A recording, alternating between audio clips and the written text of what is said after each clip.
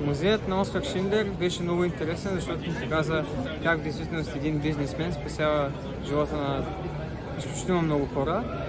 И самия музей беше направен по много красив начин, по който както филма Списъка на Шиндлер, така и с фабриките как се преплитат едно в друго.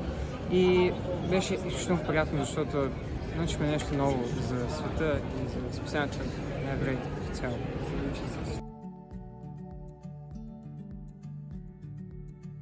След посещението си в Аушвиц останах с впечатлението, че живота там е бил ужасяващо нещо.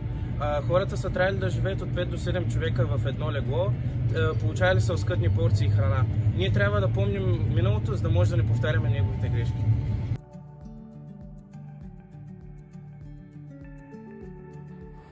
Сега се намираме в къща на Ян Жабински и неговата съпруга. Тук се помещава и зоопарка, който е негова собственост. Той е зоолог, но също така и много смел човек, който е укривал над 300 евреи в своето музей, от които 290 са оцелели. Ние успяхме да минем по техните стъпки и да видим тунела, по който те, чрез таен сигнал от неговата съпруга на пианото, са знаели да минават по него и да се крият в тези клетки. По този начин той успя да спаси живота на стотици хора.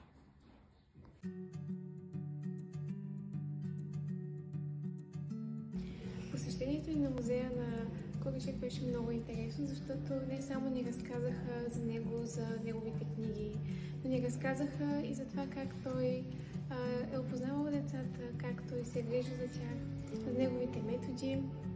И беше не само по история, ами беше един много хубав житейски урок и успяхме да се докоснем до мястото, до хората, които са били тук и до техните истории.